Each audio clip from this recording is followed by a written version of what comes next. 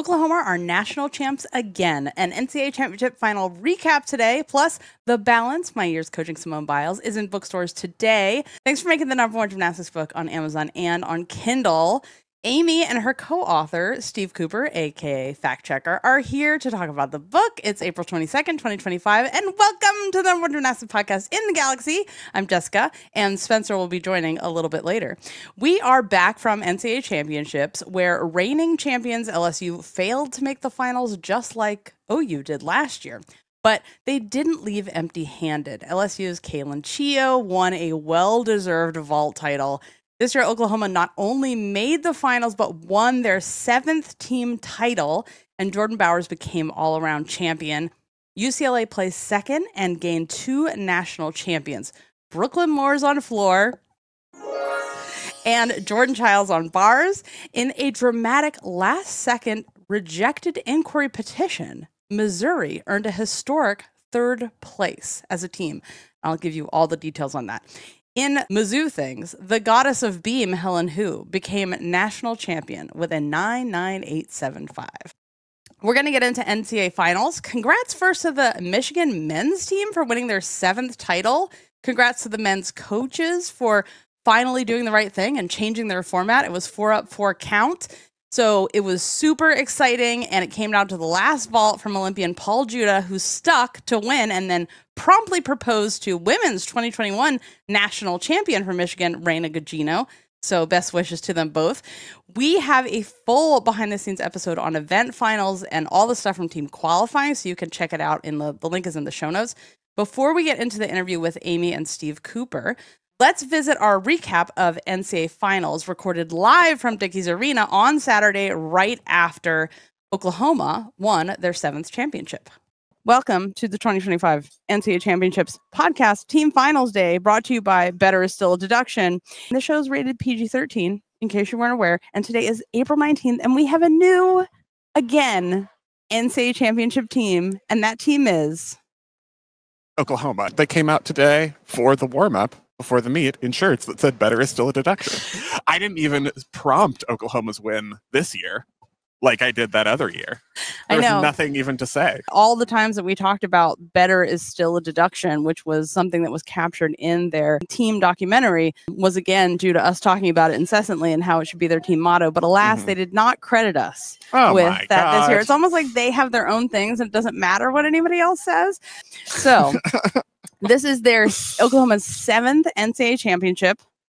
So now they're tied with UCLA for 7. Okay. And then we have still Georgia and Utah at the top with 10. The most exciting thing that happened, I think, is 3rd place. We'll get to that in a second. Because it changed. Yes. UCLA came in 2nd, which was huge for them. Yeah. Remember, last year they didn't even make it to NCAA championships. Right. There was a lot of problems on the team. There was a lot of things that happened at regionals, and they did not make it. And this time they have 2 event national champions, and they took second team in the country. Yeah. If you, one of the more, I think, I don't know how the team feels about it. They were kind of medium, it seemed like, when they came out for the trophies. But one of the more, like, you should be happy with second and how it went this season. Like, if you went by watching Meet the Bruins, we were like, UCLA is not going to make nationals again. Watching that first meet in Oceanside when we were there and they got a 195, we were like, UCLA is not going to make nationals again. So that is a huge improvement. They should be very happy with second. I really think all of the teams should be pleased with their results. I mean, Utah won't be happy with the way today went because they had qualified with the top semifinal score and they had a bunch of mistakes. You know, at least every rotation had someone who did not compete the way they typically do or would expect to do. So I think they'll feel a little deflated by how today went. But still, 4th place this season is a solid result for Utah. If you take into account how things are going, they were 4th pretty much the whole year. So that's like kind of par for the course, solid, though I think they'll feel like they could have done more today. And this is what we've been saying like all season, especially when we got into the postseason. Everyone is beatable. Everyone is beatable. And this is how a sport should be. There shouldn't be dynasties. If the sport is healthy, anyone can win. I mean, does Oklahoma count? Like, do you have to have done it back to back to back as a dynasty? Because yes. Oklahoma's won like 3 of the last 4. Yeah. It's pretty dynasty-ish. It's dynasty it's with dynasty-esque. Yes. So back to Utah. This is the thing. Anybody could have taken this today. Everybody had mistakes. Nobody had a perfect meet. OU had a amazing meet. OU started. I was saying OU had 5/8 of an amazing competition. Like the way the beam was phenomenal. The way they started, and you kind of were like, "Oh, yeah, no one's beating that. No one's beating OU the way they're competing." And then toward the end, things got a little tight. Like starting with the last couple of vaults, like Elle Miller and Jordan Bowers on vault. Then they finished on bars. They didn't stick a bars dismount. I thought there was some tightness, some tight handstands. It was not a normal great Oklahoma bars rotation. But I also felt like the only teams that could have beat Oklahoma getting tight at the end of the meet were LSU and Florida, and they weren't here. Yep. So there was no one really who could take advantage of that. And they had accrued enough of a buffer from how they performed at the beginning of the meet. Even though UCLA was close at the beginning of the meet and they were tied after the first rotation, that was kind of a function of the rotation order, because UCLA started on floor. That's their best event. That's going to be their best score. They needed a huge number, and they got a huge number. But it was kind of like Oklahoma was in front the whole way, so they could afford being tight at the end, and it didn't compromise their championship the way it might have in a different year. I do want to talk about the last rotation for Utah ended up in 4th place, and they had a very scary fall from Zoe Johnson. It was a scary error. She ended up being really safe about it. So it wasn't, I would say it was not a scary fall because she landed on her fall back. Wasn't scary. Like she did what you're supposed to do. She landed on her back. So that was like the safe way you're supposed to land. But it was a scary situation because she missed her hand and got nothing on the vault. You were kind of worried she was going to hit her. She didn't miss her hand. Her hand slid. So she never pushed with one hand, which is terrifying. So then you were kind of worried she was going to hit her head because she got no amplitude, but was like, safe onto her back. But yeah. And so she also demonstrated what I think is so important to put things in perspective. It's gymnastics, and it's super dangerous. And so even when we get all uptight about scores and judging and all this, like, what they do is incredible and amazing and super dangerous. And she was just giving a demonstration on like respect the sport and how hard what we do is and how easy we make it. And I really appreciate her for that. And we have Missouri. Yes. Okay. So ultimately 3rd place. When the scores came in originally, Missouri was in 4th. And I was kind of like getting ready to be like, Missouri should have finished 3rd because Utah had a bunch of mistakes. But then they inquired Aimee Weir's start value on beam because she originally had a 9.55. That got bumped up to a 9.85. So then that score counted. They went up a little bit. So then Missouri finished in 3rd, just ahead of Utah in 4th, which I think then is the correct. That's how I would have ranked the teams. Yep. I mean, the scores were insane today. Yeah. But wait, let's go back to for the end of the meet for a second, because I went down and talked to Shannon Welker, the head coach of Missouri, and I asked him exactly how that went down. So he said at first he was looking at the scores and he was like, what's with these start values? This isn't right. So they inquired immediately on her score so that they wouldn't run out of time, because just like the FIG in the Olympics, as we all know, all the rules about how long you have to inquire now. So he immediately inquired, and then while the inquiry was in, he went and looked at the video and he was like, yeah, that's not the right star value. So their inquiry was rejected. Oh. It was rejected. So then they submitted a video inquiry. So this is what every team is allowed to video their own gymnast and submit it for an inquiry. This is super important. It wasn't always allowed. So we do have video review now, just like the real sports that actually have judging oversight, unlike NCAA gymnastics. So that is so important, because without the rule allowing video review, the order of how these teams finished would have been wrong. Remember that. It would have been wrong, because there should always be a way. If there's a judging error, they should have a way to fix it. So there is transparency and oversight from many different angles. That is important. It turns out in government and in gymnastics. So yeah, it was great, and it changed the result, and they were super stoked. And I think like finally Missouri is where they deserve to be. They were finally judged the way they should be, and we're getting the scores they should be when they were judged against the other teams here. Yeah, I mean a super successful competition for them. 3rd. The dream for Missouri. So yeah, they were definitely like 2nd happiest team after OU, and when getting their trophies, it was like, yeah, they almost had like the same level of victory.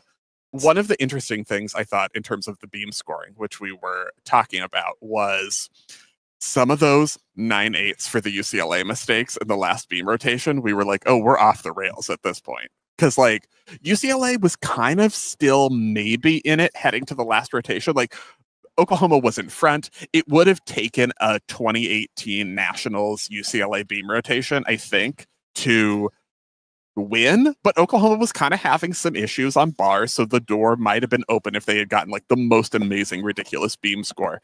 But they ended up having some errors. But then like Caitlin Rosen had a big leg up wobble. Shea Campbell had 2 leg up errors, and then some of the judges still went like 9.85, 9.8 for those routines. And we were like, what actually is happening right now? Yep.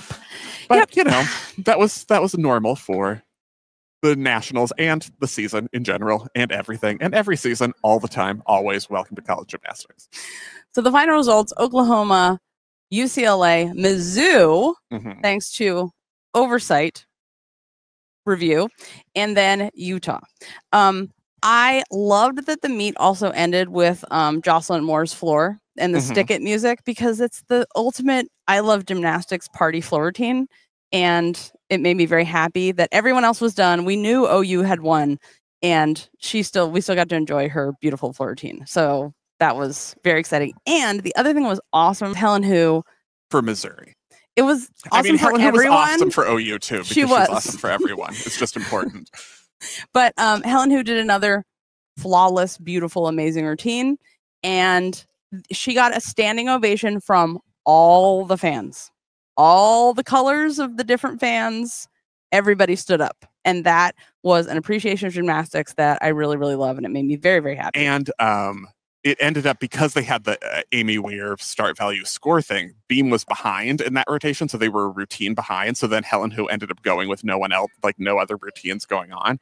And so everyone got to, which is correct. They should just organize it. Like, oh, yeah. Helen Hu needs to go when no one else is going. I just want to say, I want to stop for a minute and thank our sponsor, Norbert's. Thank you for sponsoring us for so many years. Norbert's is having a sale on bar pads, all the bar pads. So if you don't want to smack your feet on the bars, if you want to make sure that you don't, your hips, you know, you get those like bruises on your hips, you do a little too much. They got all the bar pads are on sale. I love bar pads because you do things without worrying about smashy feet. And smashy feet are the worst. It happened here in the competition. We had a smashy foot situation for Alabama. And despite that, Gabby Gladio did a beautiful beam and then was limping off because the bar will get you. So bar pads, they're on sale 10% off in April. Norberts.com for 10% discount on anything. You use the code GymCastic. Norberts is also giving away a $50 Norberts gift card that can be used on anything in their online store. No minimum. Just follow Norberts Athletic on Instagram and comment on the giveaway post. Good luck. And thank you so much to Norberts. Remember to swing into spring with the bar pads. Club Gym Nerd. Get discounts and first dibs on live show tickets, an extra podcast every week, athlete dossiers, code guides, commission your own segments of the show. It also makes a great gift. Check it out at gymcastic.com at the Join the Club tab. So this is a photo of the OU warm-ups, which was a leotard and a tank top that said, it's a black tank top, and in white letters it said in all caps, better is still a deduction, which should always be their motto forever. And this should be over the door when you walk in. Yeah. Yes. And then on her hand, can you see what's written there? Which I didn't notice this. This was Scott Bregman, of course. It said, because I can, or it says, because I can on her hand. And then it says, F-A-A-F. Oh, yeah. Oh. I know what that stands for. What's that stand for? Fuck around and find out. That's right. I know the answer. I got the quiz right. I want to give an award. Okay. Which is the award for fighting fascism, even when it's not convenient, or you might fear consequences, not just for yourself and for others. So I want to look at this picture of Frida Esparza of UCLA, who has continued to kneel during the national anthem, and she knelt both days here at the national championships. And we heard people who were sitting right in front of me after she did this talk about that stupid girl kneeling. Did you see that stupid girl kneeling? I asked her why she kneels and what it means to her. So I want to play this audio from her. It's for all the marginalized people that have continued to face discrimination from the people that are supposed to be protecting them. And I just appreciate that I have this platform and that I'm able to use it. And that's why I was really grateful that I got to play the anthem, because I played it for the exact same reasons that I kneel every single time. But overall, just making sure that I use my voice and my platform for people that are not treated the way that they should be, because we're all just here to have a good time, and it doesn't feel like that sometimes. Some have been afraid to do this when it comes to the most important meet of their careers. Did you ever doubt that you were going to do it? No. It's something that's really important to me, and I don't want to put that aside for fear of how people are going to perceive me or how it's going to affect me in general. I feel like there are some people that have gotten upset and that they've tried to affect how I perform, but I just keep doing it because I know how impactful it can be for the people that need to see it and hear it. And when I was little, it would have been nice to see and hear that from someone that I admire, so I just want to be that for someone else. She also was understandably upset because they really thought they had a chance to win here. And so she came out despite her tears, came out, paused so she could get that out and talk about that. I just want to say how much I appreciate her doing that. Okay, but let's go through a few more highlights. We actually do have things to talk about from today's competition that we just watched. You mean? Okay. Okay, let's do that. So, so rotation 1, this started off, it was super exciting. So the craziest thing that happened is right off the bat, Ashley Glenn almost fell on her bar dismount. And there was some missed hands and didn't have a great bar situation. And I just flashed back to all the years that Utah was I was they're for sure going to win. They're going to win at 11. You did jinx them in our semifinal. But I was recap. Bars. Just going to say, for all the times you pat yourself on the back because you're didn't I tell you? Didn't I tell you? When we recap the semifinal, I said Oklahoma was going to win and you said Utah was going to win, and who won? I know. That's all I'm going to say. I thought this was our 50th anniversary of being a team. And yeah, and then I was okay, it's not going to happen for them. Missouri, they just didn't have, they had a lot of steps on vault. It wasn't their best vault. You felt they got it together. I think in the second half of the competition was stronger, but there was kind of that finally that letdown of we did the thing, we accomplished the thing, which they already had by making nationals and then by making the final. And you kind of had that moment where it was a little bit, it wasn't rough. It was just a little steppy, a little shaky. It was not their best through a number of the rotations. Mara stepped on her bars dismount. It's that doesn't happen. Yeah. I don't accept it. I don't recognize that as a thing that could happen. She is supposed to get a 10 every single time. So it was just little things like that. But then they were, I thought, a lot stronger as we got into the second half of the meet. So yeah, I mean, still a strong performance. The other thing that happened in rotation 1, UCLA Oklahoma and Utah were tied over 49-6. Yep. Oklahoma, that was their best beam rotation of the year, I think. They were just right on. Completely on. They only had the built-in things. They didn't have any extra stuff. And I was particularly impressed because in the warm-up, not the touch warm-up, but the pre-meet, warm-up a couple hours before, was really struggling with her side aerial layout step out. She fell multiple times, and that's kind of unusual. Oklahoma doesn't podium train like Russia. They come out and they hit and they prepare. So I was interested to see how that went in the competition. And then she was no, it's fine. Yeah. I know how to hit my series, and I did. Also, when they were tied and then OU hit that beam, I was it's over. That's it. They're on. They're going to win. Yeah, because UCLA they got the big score on floor, but they didn't necessarily have that on every event. Floor is their best event, whereas Oklahoma, you feel kind of felt like they could get that score on any event. Not necessarily vault here, but most of the events. So it was more important for UCLA to get that big score, but you were wondering whether they were going to be able to keep that up. Yep. And they kind of did. I mean, a good performance. They should be really happy about it. I was shocked on beam when Aimee Boorman, whose coach is here, by the way, all the way from England, she when she had that big check on beam in the that second rotation, I was oh no, that is not normal. And then Grace McCallum's fall. Yeah, and that was one of those things where right along the beam where you can really see when someone is offline. And from the second she initiated the back handspring, she was going diagonally. It was like, oh, it was one of those where it's like, she has no chance to save this. Like, you could be the cat of all cats, and there's just no chance. Yep. Absolutely no way. Missouri was on Bard's second rotation. Joss Moore. Huge, that gigantic Tkachev, great routine. The other thing about OU is that as we said in our preview, if Frida is on, she's their secret weapon. When she's on, the team does great. And she almost face planted her front step out to 2.5. And I was like, oh no. I didn't notice that, but I did hear sounds from my right where you were. I was like, something must have happened. Because she saved it so well. Like, this is shows the experience of people being in the situation, doing gymnastics their whole entire lives, because she was like, no, I will not be touching my nose hairs to the mat. I will be actually punching out of this into a perfectly fine 2.5. Thank you so much. I was so impressed by that. It was a great save. And then Bauer's huge double pike, where she did do the scooch back. She did a levitate slightly. More than a scooch. Yeah, it was pretty big. It was a big, her whole body just whooped, but she didn't go out of bounds. She did not go out of bounds. Which is very impressive. Okay, so then we're going to episode 3, which is also called rotation 3. Episode 3 of the most dramatic reality show you've ever seen, straight from Fort Worth.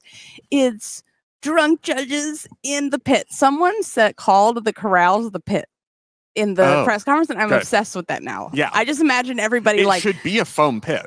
And I just imagine them all like with mohawks skanking around, waiting for their turns. It was my favorite thing I've heard in the press conference. Yeah. Anyway, rotation 3. Kind of decided, you felt like going to this rotation, Oklahoma had built up a little bit of a lead, and then going to rotation 3 when they were on vault, you were like, if they can land even a little okay and get a solid score, they're kind of in the clear. And it started out really well. Then like Miller and Bowers, which we're saying Miller now because the PA announcer said it. Yeah, Miller, even though I'm like, is it Muller? Is it Mueller? Is it Miller? It'll be a Kara Aker situation where like she'll retire and then be like, oh, actually, you've been pronouncing my name wrong this entire time. Yeah. But you felt like once they got through that pretty well, they were in the clear. But yeah, it was kind of like no one throughout the meet, no one forced Oklahoma to be at their very, very best. Because then every time UCLA got close, they would have a little mistake, like Frida's bars. Yeah, it was going so well, and we were so excited about it because her bardage is so good. And then she had a very strange short dismount, almost a knee down on her dismount, and it was kind of like things like that crept in every so often. And then like UCLA had those wobbles on beam. We'll talk about the fourth rotation again, but it was just like those little things crept in, so they weren't keeping up with Oklahoma even when Oklahoma had steps. Yeah, I was so when Frida did that, like I couldn't see at first if she actually touched her knee. And then when I saw the replay, because I always make sure to have the TV on so I can go to a replay, because people, can I just shout out to the one, because we have terrible seats in terms of being able to see the gymnastics. The seats are awful here because people are constantly walking in front of us and standing in front of us, and we're constantly our views are constantly interrupted. So shout out to all the people who saw that we are working and stopped and did not walk in front of us. Those people, there weren't very many of them. There weren't a lot. There were not a lot, but thank you to those people. Because then I saw in the replay, it was just super deep. But anyway, so then we have OU on vault, which was like Faith Torres had her good one. She had her good landing. So it's kind of a mixed bag, but that's kind of what they needed. Utah was stronger on floor than I think on the other events, although Grace McCallum had an odd meet because she fell on beam and then went out of bounds. She kind of had like a Leanne semifinal situation where it was not her strongest, but they closed the gap a little bit, Utah, at that point. But I also feel like they had kind of dug themselves enough of a hole that closing the gap a little bit wasn't quite enough, but they had some really good highlights. Avery Neff had a really good meet. On vault in particular, we'll talk about, but she stuck her vault and it was really clean and really good. So really some really strong moments from Avery Neff, and just makes you excited about what she's going to do for the remainder of her college career, because she's just a freshman. Because there were some really nice, like best of the meet on any team elements, like her Yurchenko 1.5, which I think it was the highest vault score today and should have been the highest vault score today. Yep. Now that we're at the halfway point of the meet, recap. Oh, we're past halfway. Okay, back to rotation 3. Yeah. Where at this point now, I saw my favorite sign of the entire meet. Okay. My favorite sign of the meet was a homemade sign someone had clearly made just for the finals that said, Mizzou messed up your bracket. Mm-hmm. Love it. Love it. Yes. I love we're going to the store and getting Sharpies because we need to tell people how great our team is moment in the stands. I feel like signs in general need to get a little more DIY again. Like too often it's like small kids where it's like, well, you didn't make that sign. Mm-hmm. That's a little too legible. That's a little too professional. Like your parents made that sign. I don't like it when the kids are carrying a sign that the parents clearly made. Yep. I want it to look jankier. Yep. I agree. And then we talked about Helen Who's Beam and how she got to go because Missouri was the routine behind. She got to go in front with nothing else happening, which was correct. And it was amazing. Yep. Yep. Absolutely. At this point, going into rotation 4, because I was like, oh, Utah's totally out. Yeah. And then going into rotation 4, I was like, oh, wait, is there a chance? And then I was like, oh, it's totally going to be, there's still a chance that it could be UCLA. There was still a chance. Yeah. Because Oklahoma was giving away a little bit of ground at the beginning of that bars rotation. And UCLA was getting the scores on beam. Also some really strong routines, but some mistakes.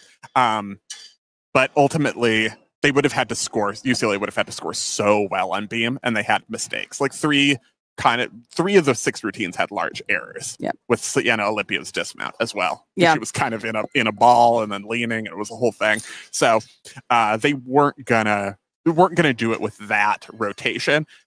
Even though OU was like, oh, we might win, and kind of freaked out a little bit on bars, but just like an Oklahoma freak out, which is like, I took a little step. Right. Not like I fell off the apparatus 100 times. And UCLA was trailing OU by 0.375. So I was like, well. So it's like, if they had gotten like a 49.7, and then OU had had a 49.35, they're close. And then but it would have had to be. Yeah. It was like, by and large, Oklahoma was in charge and stayed in charge. They kind of tried to make it interesting for us, but something would have had to happen. Oklahoma was just, they were on one from the time they walked out with that better is still a deduction shirt. Yep. When I saw that, I was like, oh, they're not going to be beaten. They've already won. Nope. Yeah. This is the kind of mentality you have to always be trying to do your absolute best every single time. Like they already believed they were the champions before the meet started, and that's all they needed.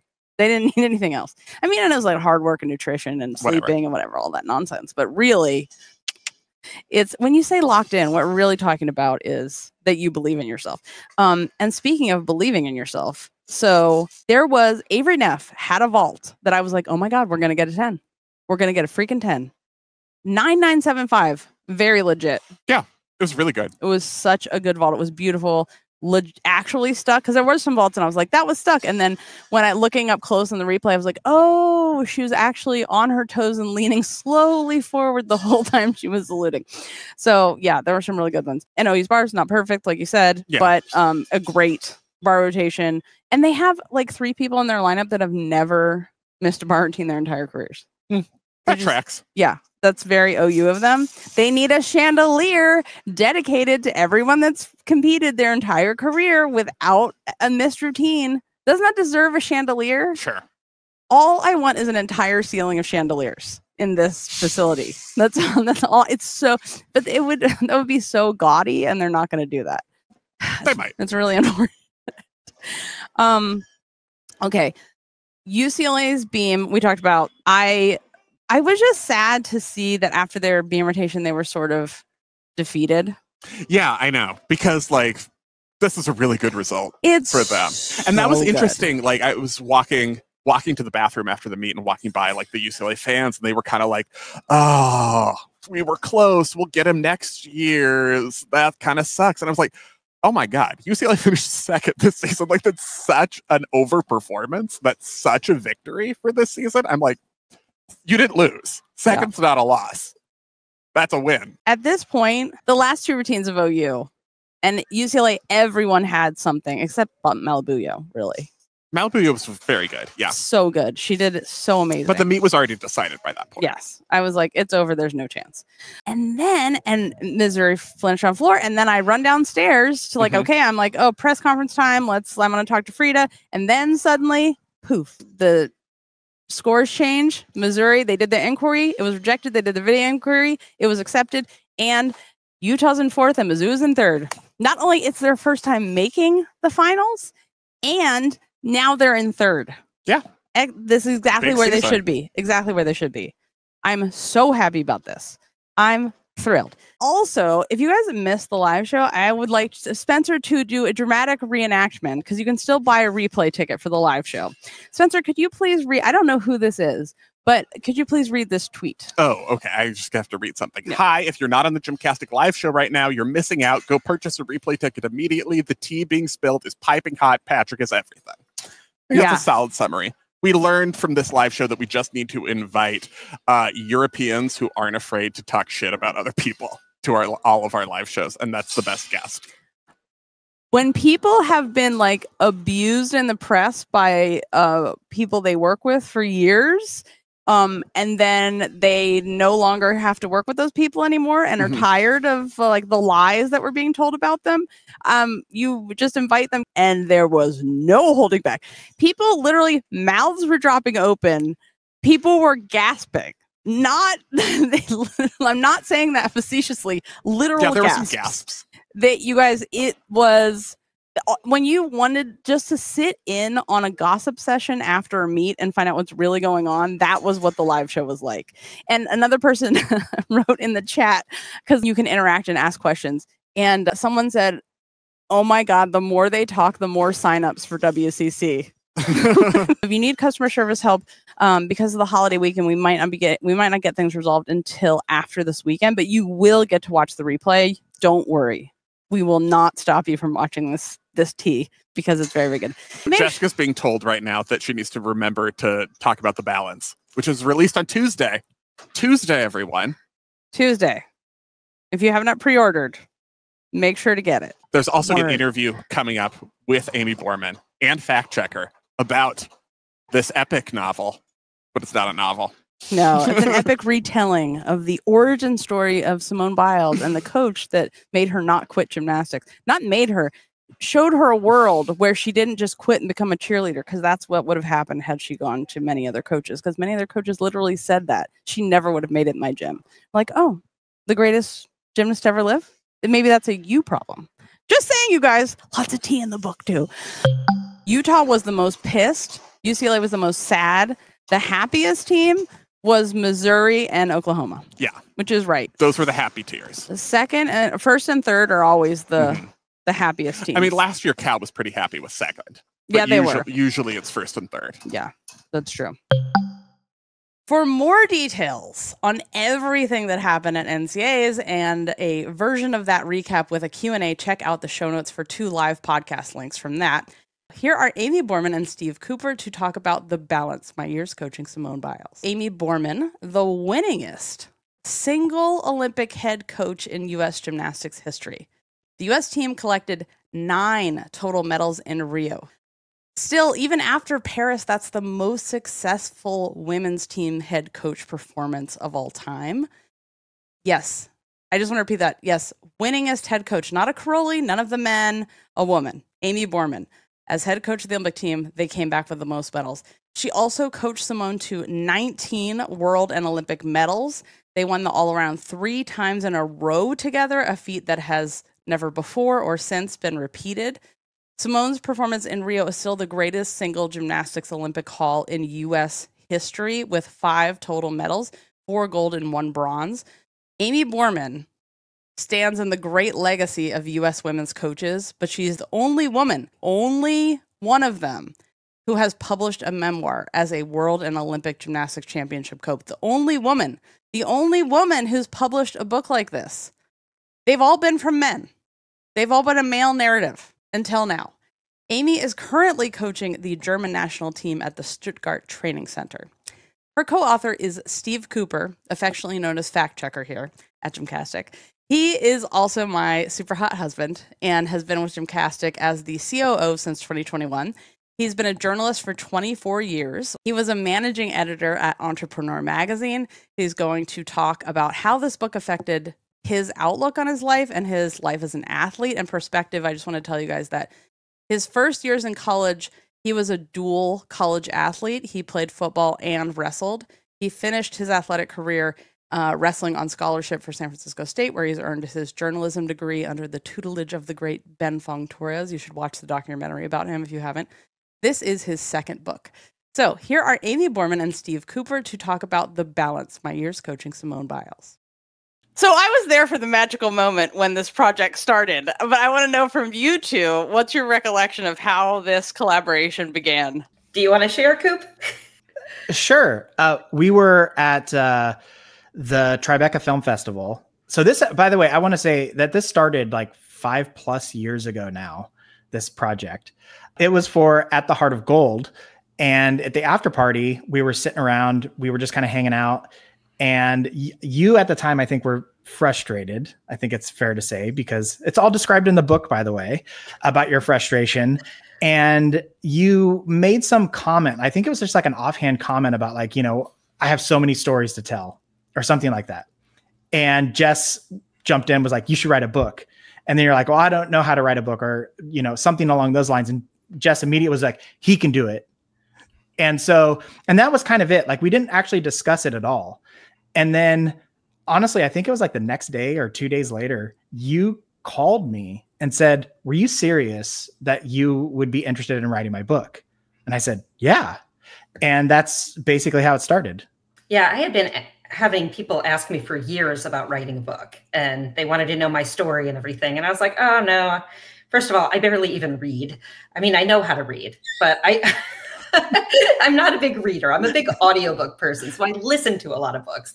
But thinking about where to start with writing a book was just kind of beyond any comprehension I had. So I do remember that moment of, were you serious? Like, you would want to write this? And yeah, I mean, I had it on my calendar, that hourly phone call, which often turned into 2 hours, which turned into multiple phone calls a week, because stories kept popping up in my mind that we had to get documented. And, you know, had it not been for Coop, the stories never would have been arranged. And part of the process of the book was trying to figure out who the audience is and trying to balance, like, we want gymnastics fans to be happy. We want the gym nerds out there to be happy. And so we needed to say, like, okay, how much of it do we need to explain and how much of it will they know? And then, is this getting too boring? Is this getting too technical into the weeds? And then trying to find that balance so that so parents can read this book and they can get a lot out of it. Gymnasts can read this book and get a lot out of it. Gym nerds can read this book and they will hear stories that they've never heard before, background information on Simone and on your background, which I think is like really incredible. But I mean, I've started to think of this story as like Simone's superhero origin story. And I think one of the most interesting things is, like, it wasn't just a straight line upward trajectory, that there were low points. And I think a lot of people will find that kind of interesting, because even the coaches that you coached with didn't really recognize some of the struggles that you guys went through. Right, definitely. I mean, I had heard through the years, like, oh, Simone never would have lasted a day in my gym. And so there are people who understood who she was and admitted that they never could have coached her, you know, through those years where it's just a struggle generally, you know, those teenage years when everybody struggles. We just struggle as humans when we're teenagers. And so being coached at an elite level during that time has its own set of complications. You know, and I think also when you were talking about finding our audience, I think that along the way, we found out that it wasn't just about the gymnastics community. It's really turned out to be a book about leadership and how you can lead with kindness and with compassion and with collaboration. And I think that that's really kind of how our society is heading these days. This is one of the things that I took away from this book so much, is like how, and I feel like this happens to women a lot, you're not seen as a leader or seen as a great coach, you know, necessarily, when you don't lead the same way men traditionally do. If you don't, just have that, like, I am here to mold you to my way. And that is so not the way you coach at all.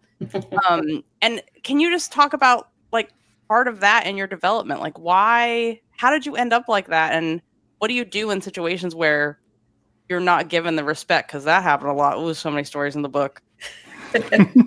Well, I guess my main origin story is that I had a male coach like that who thought I should just fall in line and do what I was told. And I am a rule follower. So I did what I was told, but I was really unhappy. And I mean, it got to the point where I questioned if I really loved gymnastics, and that broke my heart.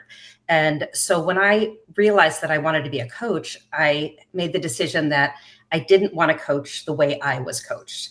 And so it opened up all of these opportunities. And I am not without fault. I know I have made mistakes, but along the way, I've really tried to learn from my mistakes, especially if it was centered around hurting someone's feelings, because feelings are important. And, you know, you can't be your best athlete, your best self, and just ignore your feelings. That's not who we are. We're humans. And so we have to figure that in. And that's just a really important thing to me.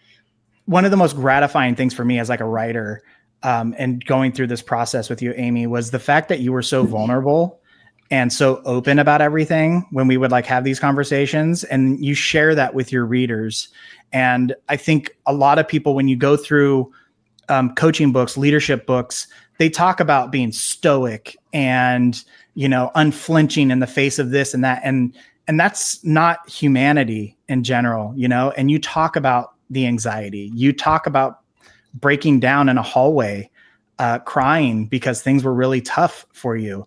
You talk about the struggles that it puts on your family. And, you know, when you're reading a book by like Phil Jackson or somebody, you know, they're not talking about, you know, breastfeeding on the side of a mat a week after giving birth. And like, those are the things that you were like the places you were willing to go, which I think is unique to this story, to show how different it is. And I think one of my favorite things in the book in total, and this is one of the themes of it, is Simone's giggle is now part of the Olympic soundtrack. And people can never say that you can't win while smiling. And I think for so much of my life, I've heard like, you need to be more serious. You need to take this more serious. You need to like look like you care. You need to act like you care. And you recognized very early on that competitiveness isn't about looking a certain way. And you, I think, were able to get the most out of Simone because you allowed her to be her full self. And like, that's all explored in the book, which I think is really, really rewarding. So. Well, and I had to be authentic to myself as well, because yeah, having the stoic attitude and just thinking that everything should be shaped perfectly in nice straight lines. Yeah, I guess that's ideal on one side of it, but really how boring. Like life should be fun. Like when I go to work, I want to have fun while I'm at work. It doesn't mean I'm not serious about my job, but there's something about bringing a levity to a workout that makes it go faster and makes the gymnasts feel like they've accomplished something, even if it hasn't been that great of a day. They still enjoyed being in the gym that day. And then I enjoyed being in the gym that day. And I wish every day was like that. We know it's not, but, you know, and I don't show a lot of emotion out on the competition floor, but I really appreciate both of you for letting me call and vent and cry and scream and laugh and all of the stuff, because all of that happened in the writing of the book, 100%. And I think it's important because then it wasn't just me telling you a story to help get this down on paper, but like, I think that you both understood during those phone calls that how much it weighed on me, whatever the story I was sharing with you, because it was usually something that happened, you know, that week or that day. And, or it sparked a memory that I had not, I hadn't recalled before. And honestly, just this past week, we had a situation like that. I was like, oh my God, I can't believe I didn't tell this story. And I didn't write it down and I forgot it. So that'll be in book 2. I was just going to add, like one of the things, like you were so empathetic throughout this entire process. And I just wanted to like, let anybody know who's mentioned in this book, like how much thought and care went into how everything was going to be perceived. You were really thoughtful about what you said, how you said it, like literally like every single word we debated as we went through draft after draft after draft. And it was, should we use this word or this word? I mean, we're not even talking sentences. We're like really getting down to single words. Yeah. Yeah. And definitely thinking about how to protect people that were a part of my story. Like, I have to mention them because they were a part of my story. And if I, if I didn't talk about them, then I'm leaving out big chunks of how and why things happened or how I felt about things, but also being very sensitive to how other people felt about the story when they were reading it. So I think that we did a really good job on that and the sensitivity of it. Mm-hmm. Who is this book for? It's for everyone. Really, I do think it is for everyone, but I think there's a couple pillars that we really hit hard. One is the gymnastics fan, right? Like, those are the endemic readers. They are going to, can I say they're going to flip over this book? Is that too cheesy? But I apologize. The gymnastics fans are going to love this book. I think coaches will get a lot out of this book because I think a lot of them probably feel certain ways, and they're going to read what you say and it's going to be validating for them of like, yeah, I kind of felt this way too. Like, actually, one of the things, I finished Jordan Child's book, and so much of what your book goes into, Aimee, is kind of touched on, except from the completely opposite direction in Jordan Child's book. So one of the things that like stood out to me was, for example, in Jordan's book, she, as she was getting better and wanting to go elite, it was like, you have to go to this gym. They have the only elite coaches. And it doesn't matter if they're abusive. It doesn't matter if they're drunks or whatever it might be. Like, you have to go there because otherwise you're never going to make it. Flip to your story, and you were not an elite coach at the time. You grew through this process. And I love that people get to see that growth. But you had also been coaching for like decades by the time Simone walked into the gym, which I don't think people understand or appreciate. But the Biles, Ron and Nelly, they trusted you. I mean, you asked and you said, like, I think I can do this. If you give me a shot, and if it doesn't work out, I will help you find a coach that can take her to that next level, but I think I can do it. And you grew into that role, and you changed the game. And I think a lot of the success that Simone had, obviously Simone's talented and like everything else, but like good coaching matters, as you say in the book. It comes down to a lot of the things that you did. Like, you talk about standing up to Marta and stuff. We know a lot of coaches within the system at the time were not standing up to Marta. And there's just like so many little incidents that go through this process. And so, sorry, tangent, going back onto the, so who's it for? It's for coaches. It's for the gymnastics fans. It's for leaders, because you demonstrate leadership throughout this process. And I think it's just like a good memoir, just in general, whether you like gymnastics or not. I think if you like a good, compelling story, I mean, I can't wait for somebody to make this into a movie because it's so good. Like, you have so many like really interesting stories that I think bring it all to life. Like your time in college and having a cadaver class and how that resonated with you and being able to see the gymnastics in a new light. I mean, I just visually see this stuff. It's great.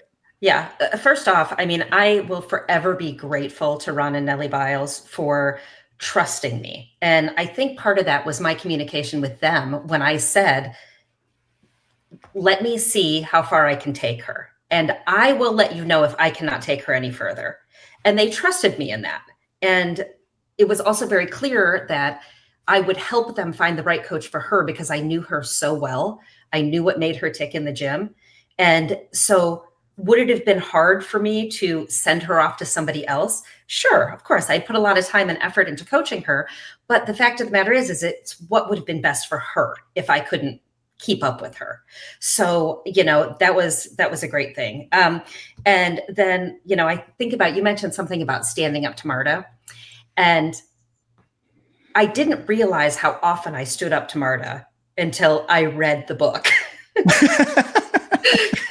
Because it was just a part of my life. It was a part of my everyday of what I was going to accept from her and what I was not going to accept, and what I would communicate to Simone and what I would not communicate. Because there were things that Marta would say to me that I would not communicate to Simone, where other coaches might have gone in and said, well, Marta thinks that you've put on weight, so you're going to have to go on a diet.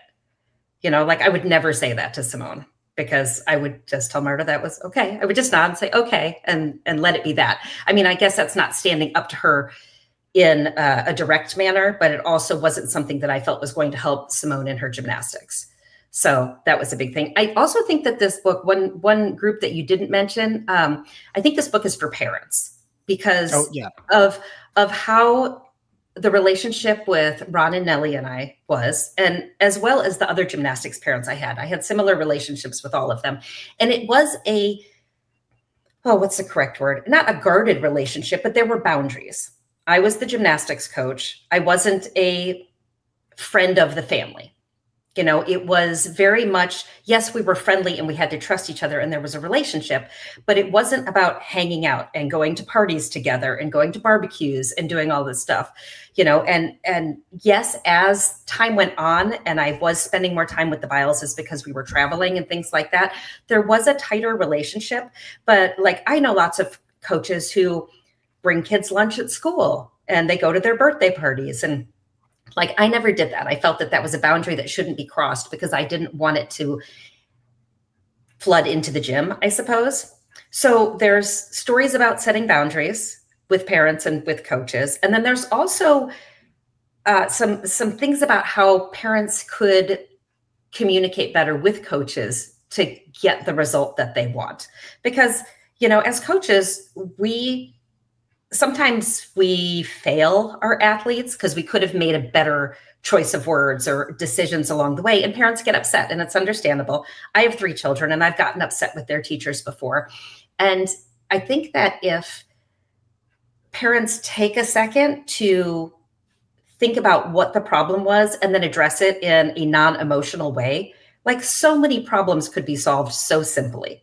And sometimes it's just an apology, but there's a lot of these lessons in the book. Speaking of weight and crazy things that people said, like one of my favorite things about this book is there's so much about eating and the importance of eating, not just for the athletes, but for the coaches too. But there's a story about someone who told Simone that she told Simone, or he or she told Simone at a meet, oh, well, why you didn't do why you fell so much today. It's because you gained so much weight. Who was that? And did you slap them immediately? I did not hear them say it. Simone heard them. And it wasn't directed. It wasn't spoken to her. This person was talking to someone else and Simone overheard it, which was as damaging as saying it to her. So like, words matter. And, Simone was going through puberty, and yes, her body was changing, but you don't put somebody down because of that. You work through it. You meet the gymnasts where they're at and work through it. Were there any times where you confronted another coach? Now, there are stories about Marta in the book, which are great, all the times you confronted her, but someone else at the ranch or someone else at another coach who was saying stuff that was harmful. The golden child sticks in my mind, that story that's in the book, where a coach thought you guys were getting preferential treatment and that you were, Simone was the golden child and could do no wrong, when they didn't know the backstory and the fact that like Simone had been blackballed in the past. Do we want to share that? Do we want that to be, No, let's tease the fact that like Simone was blackballed from a competition because of what you had done and the way that you had stood up to Marta. Yeah. And this gets into like a bigger theme that I have just in general, is like my own personal, like my goals for this book just in general. And I think my biggest goal, my absolute biggest goal for this book is for people to recognize that Simone's greatness was not inevitable, that it really was this journey. It really was a process. It was like very deliberate things that you did over many years that like really impacted the outcome of things. And I think about the fact that you guys were competing in Arizona. It was cold. The mats were hard, and you had her water down her routine so she wouldn't hurt herself. And like little things like that throughout the entire journey helped keep her safe, helped keep her healthy, and on and on and on. And I just hope that people recognize that wasn't an accident, that was like very deliberate, and you guys had this like magic bond where you knew, as you mentioned earlier, like how to push her, how to motivate her. And I think I hope that all comes through in the book when people are done finished reading it. So I was going through my computer yesterday and I found this video of the girls all dancing up in the suite, and you can see the empty bowls of ice cream sitting behind them. But, you know, like that's part of life. And, you know, they didn't stop doing gymnastics because they had an ice cream sundae. So just like you don't forget how to do gymnastics if you take a vacation. So all of these things are like about being healthy in your growth as a human and understanding that everything in moderation can be okay. It's just when we go excessively out of moderation that we can run into problems. But I'm a firm believer in the vacations and in the dessert. Eat the dessert, you know, just don't eat the whole vat of ice cream. Lay the ice cream container and eat the whole thing. Got it. I want to go back to like one of the things that I have always thought, and I learned more. I didn't realize how close Simone was to just becoming a cheerleader and never doing gymnastics. Like the more I read the book and the more this came together, I was like, oh my God, we would never hear any of the stuff. Like Simone would not be have the impact that she has if she had become a cheerleader. None of this would have happened. And can you just talk about some of the ways that you kept her in the gym? Because there was a lot about, you know, she cried a lot, but she came back every day too. Yeah, Simone was incredibly dedicated and she loved to flip. But the fact is it had to stay fun. And if it wasn't fun, she was like, I'm not having it. You know, she used to, we'll say, miscount on her conditioning because she hated doing it. And if she would get caught, then she would cry. And yeah, it's those little things. But every day she came in and she wasn't special on the team. She was just another kid on the team. And she had friends and she was a good teammate and people cheered for her. And I'm not saying people weren't envious of how quickly she learned skills, but she was also bubbly. And, you know, people liked being around her. But at any given moment, she could have just been like most kids and say, I don't want to do gymnastics anymore. It's not fun anymore. And so this ties into my philosophy. And, you know, I was told so many times that I was too nice to be successful. And that just blows my mind because why does somebody think that you have to be a hard ass in order to be successful? So it was a perfect combination of Simone's personality and my personality to get us to the point where we could be fun and successful. And, you know, I watched a video that popped up yesterday on YouTube, and it was from Simone's floor routine. I think it was level 7 or level 8. And it is about the ugliest thing I've ever seen from her in my life. So it just goes to show that she wasn't this spectacular gymnast when she started. She could just learn really quickly. And all of that beautiful execution that you see today from her and, you know, having the multiple Olympic medals and world championship medals, like that all took hard work. And it wasn't just hard work from her. It was hard work from me and the other coaches that worked with her. You know, the legs don't just straighten on their own when they're knobby like that. It takes work. It takes extra time in the gym. Now, when I say extra time, she was only training between 20 and 24 hours a week when we really started getting into elite. And, you know, so we would add a couple hours here and there of stretching. And that's kind of how we started to build it up. And then she realized that, oh, wait, I can do this prettier and I can get this more consistent. And so it led to her having some of the highest execution scores in elite and world championship and Olympic history, which is pretty phenomenal if you go watch that level 8 video. So the moral of the story is there's hope out there, coaches. Don't give up. I mean, it is one of the things we always point out is people are like, you know, and there were some very racist, in my opinion, interviews where people said stuff like, oh, the new code has just changed to help Black athletes because they're more powerful. And we're like, why are you saying this in a Russian interview and not saying what Jordan Childs mentions in her book about Valeri, which we also covered at the time, that he said that in a Russian interview. I'm like, you know better than never say that in the US because it's totally racist. But that like she didn't just win because of her D score. She won because her E score is so high too. And that's something that didn't come naturally. Like you had to work on it. So how did you make stretching fun? What was the secret? Oh, Did you play blackjack at the same time? Oh, no, but I love playing blackjack for conditioning. I'm making Mother's Day extra special for my mom this year. That's why I'm giving her a unique, heartfelt gift that will truly make her feel loved. It's called Storyworth. Each week, Storyworth emails your loved one a memory-provoking question that you get to help pick. Questions like, did you ever get in trouble in school? Or in my family's case, how did you find out the police were surveilling your house? All of our loved ones need to do is respond to the email with a story, long or short, it doesn't matter. They can either write the story or they can even record it on the phone, and Storyworth will transcribe it. You'll be emailed a copy of your loved one's responses as they submit them over the course of a year, and you'll get to enjoy their retelling of stories you already know and be surprised by stories you've never heard before, which happened in my case. After a year of fun, Storyworth compiles your loved one's stories and photos into a beautiful keepsake hardcover book that you'll be able to share and revisit for generations to come. We are doing that, giving copies to everybody in the immediate family and anybody else that my mom wants to have this. Basically, it's a gift of a memoir, and I love like choosing the photos for it.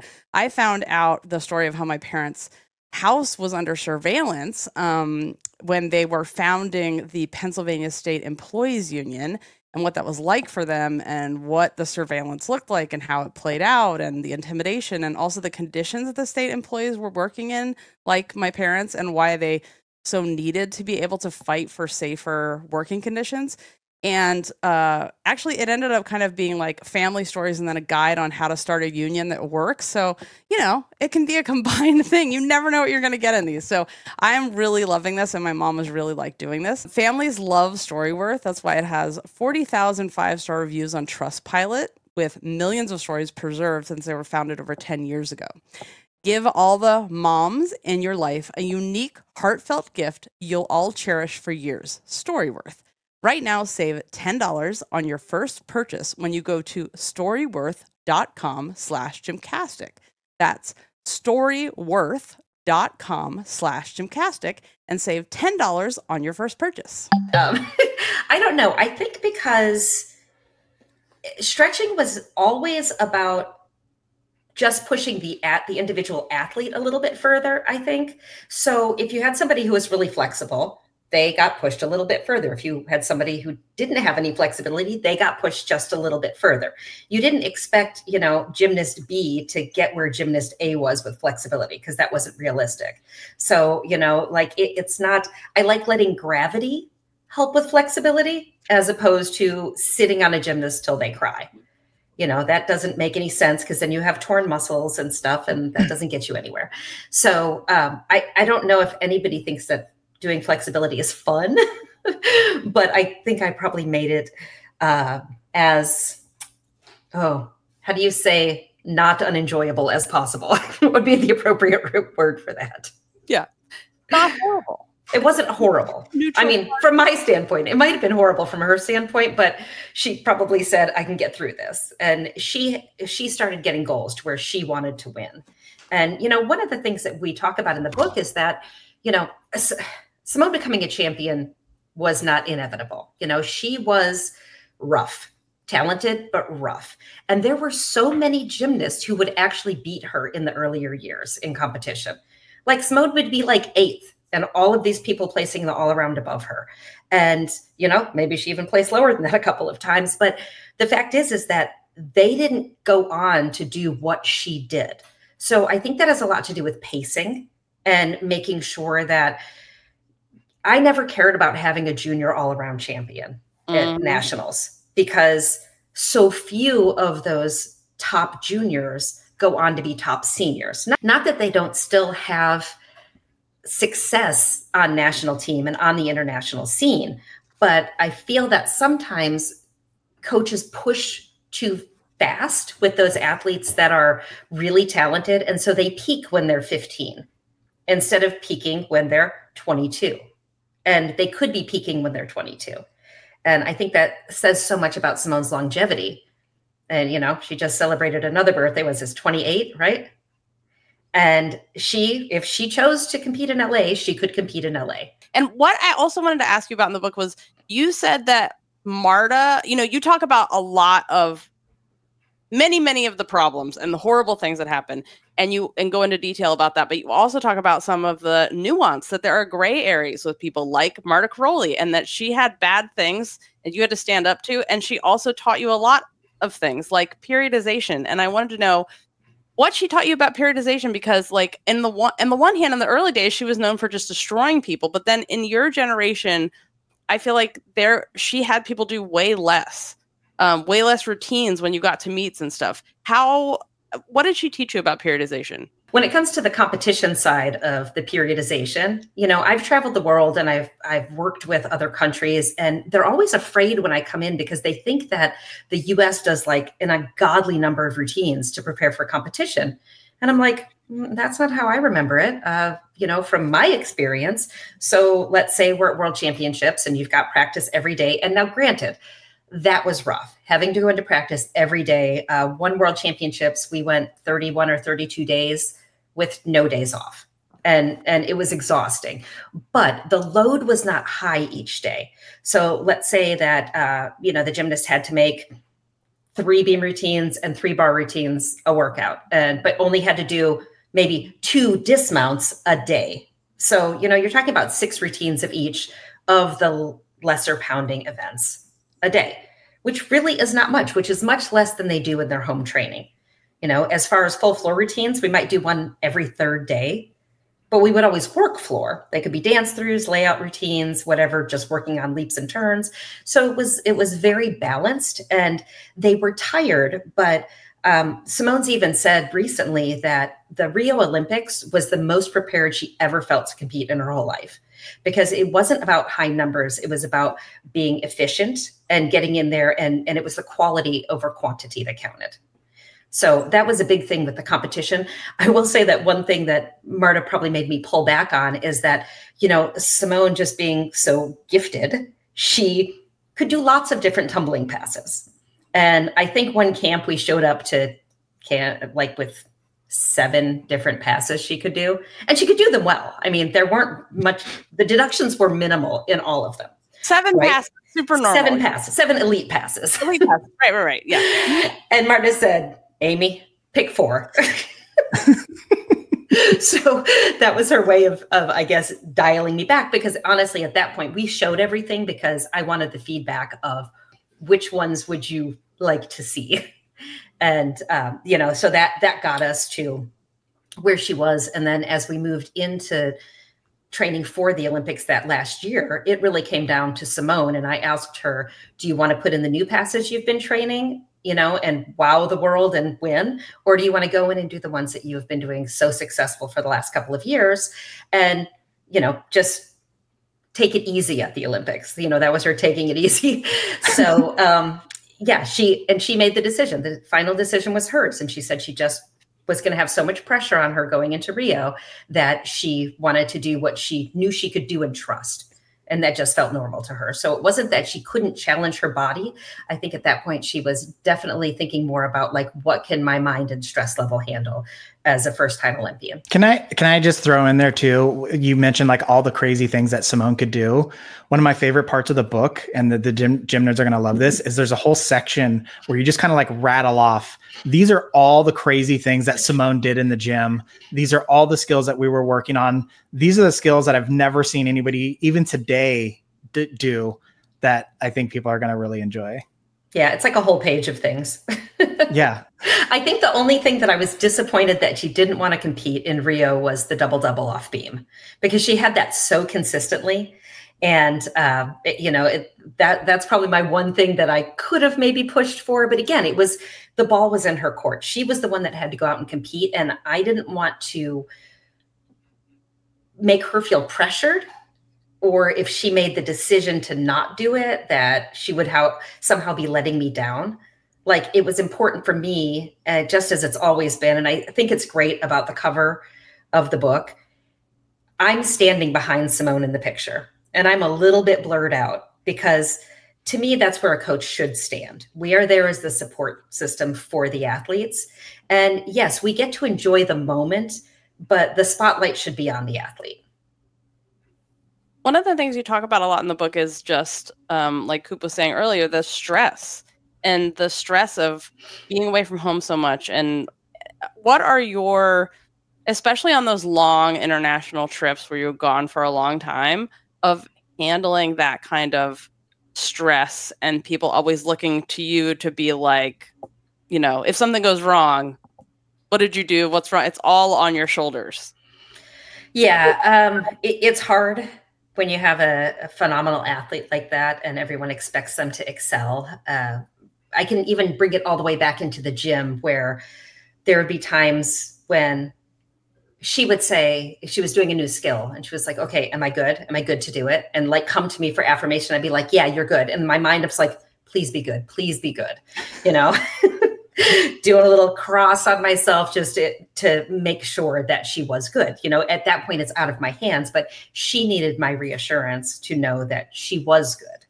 So there was always that pressure and this worry of impending doom that could come on, you know, and like the last thing I ever wanted to be was the coach who ruined a potential Olympic champion, you know, so all it would take was one mistake on my part, you know, and so there was that stress. And then there's the stress of being away from my family. Like my middle son, his birthday's in the beginning of October, and I missed 3 of his birthdays because I was at World Championships. Now, luckily he was too young to remember that I wasn't there, but like, I'll never forget that I wasn't there. And so, you know, those things are hard. So like being so engrossed in the setting of competition, especially when you're away at Worlds and something like the Olympic Games, everything around you is about the sport and the moment. So I think we just got into a routine where it's easiest to just not think about the outside world. And it's when I would come home from those competitions, it was strange because I didn't have someone telling me what I was supposed to wear that day.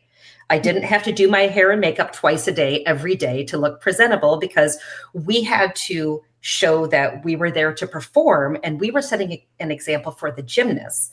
So the gymnasts knew that they had to look good as well. You know, I didn't have anybody telling me what I was going to eat, because this is what you have to eat and you can pick from these 3 things and that's what you're going to eat. I didn't drive for a month, you know, so like when it's just, you block everything out. You're like in this weird little bubble. And then when you get home, it's a little bit, you know, like it's a little eerie and it takes some time to get back into the flow of life. And honestly, this is when my children would take it out on me, because I would get home and I would slip back into mom mode and wonder why things weren't done at home and why they were acting a certain way. And a couple of times my kids said, well, you weren't even here, so you don't get a voice. You don't get to say how we are when you're not here.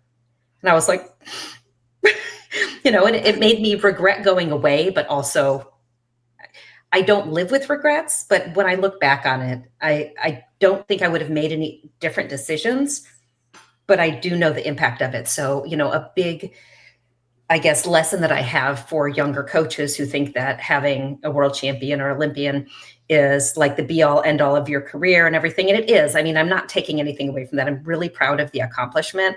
But the fact is you as a human will never get back what you put in. And, you know, Simone is a superstar and she's thriving and that's great. But even athletes, so many athletes look back at the sacrifices they made and they carry some regret. So I think it's really important that coaches and athletes find the balance in their training and find what is going to work. Just this past weekend, I had a conversation with coaches about how they felt like they were sacrificing so much and they were really negative about it. And I said, when you make decisions about coaching, you have to do it from a place that you're not going to be angry about it. You have to accept the fact that no one's taking it from you. You're giving it. So you have to give it willingly and then not be angry that you gave it.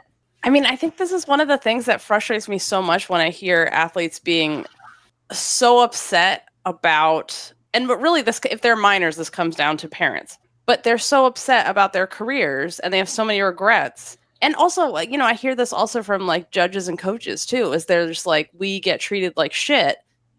And I'm like, but this is also a choice. Right. Unless you're a child, this is a choice. So you can remove yourself from the situation. But I also understand what you're saying. A lot of times you don't realize the impact at the time. You don't see it like that. You're like, this is my job, this is what I have to do.